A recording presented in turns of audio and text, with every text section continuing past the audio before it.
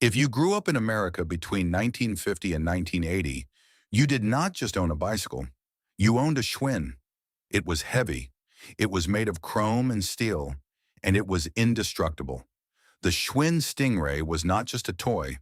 It was a ticket to freedom. The Schwinn Varsity was not just a road bike. It was a tank that you could ride through a brick wall, and the wall would lose. For 100 years, the Schwinn name stood for Chicago steel and American craftsmanship. Today, you can still buy a bike with the Schwinn sticker on the down tube at Walmart for $200. But it is a lie. The company that built your childhood bike is dead.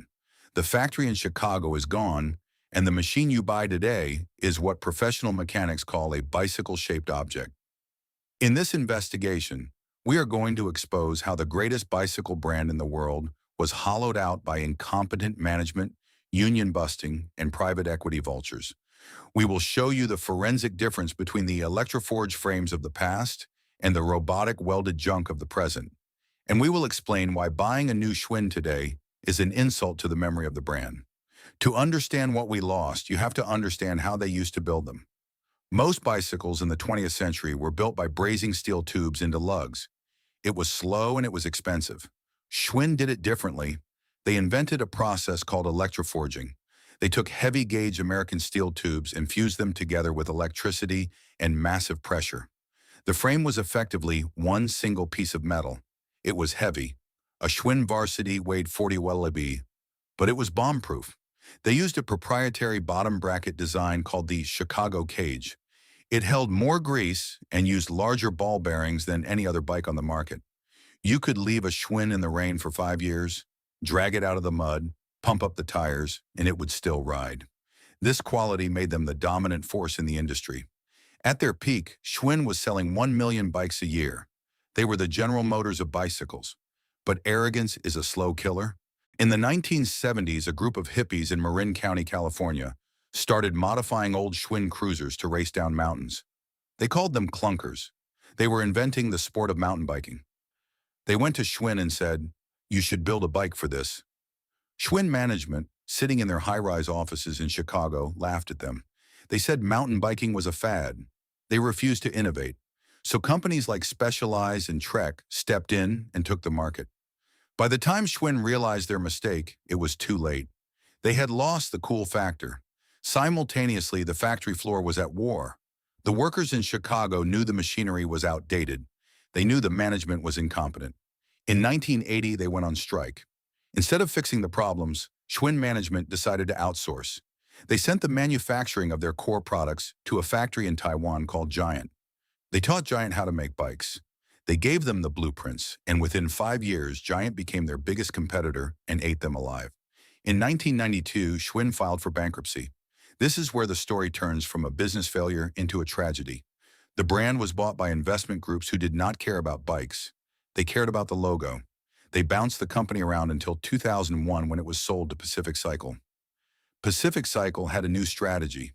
They took the Schwinn name, which still meant quality to millions of Americans, and they put it into Walmart, Target, and Kmart. This is the moment the brand died. To sell a bike at Walmart for $150, you cannot use Chicago steel. You cannot use quality bearings. You have to use the cheapest materials on earth. If you buy a Schwinn today, you are buying a disaster. Professional bike mechanics have a term for these: BSO, or bicycle-shaped objects. They look like bikes. They have wheels and a chain, but they are not designed to be ridden. They are designed to be sold. The frames are made of soft, low-quality steel that bends under stress. The brake levers are made of plastic that snaps in your hand. The derailleurs are made of stamped tin that cannot be tuned. But the real crime is the assembly. These bikes are not put together by mechanics. They are put together by stock clerks who are paid by the unit. We see front forks installed backwards. We see handlebars that are loose. We see brakes that do not stop the bike. These are not just low quality, they are dangerous. If you take a modern Walmart Schwinn to a real bike shop for a tune-up, they will often refuse to work on it. Why? Because the parts are so cheap that they break when you try to adjust them. The mechanic knows that if he touches it, he owns the problem. So the repair costs more than the bike. The tragedy of Schwinn is the tragedy of American manufacturing. We took a company that built heirlooms and turned it into a company that builds landfill filler, The executives at Pacific Cycle and Doral Sports made millions of dollars by liquidating the reputation that Ignaz Schwinn built in 1895. So, what should you do?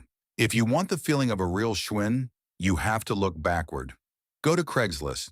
Go to a yard sale. Find a Chicago-built Schwinn from before 1980. It will probably be rusty, it will need new tires, but the frame will be straight and the bearings will still spin. You can restore that bike for $50 and it will outlast any piece of plastic junk you can buy at a big box store today. Or if you want a modern bike, go to a local bike shop. Buy a Trek, a Giant, or a Specialized.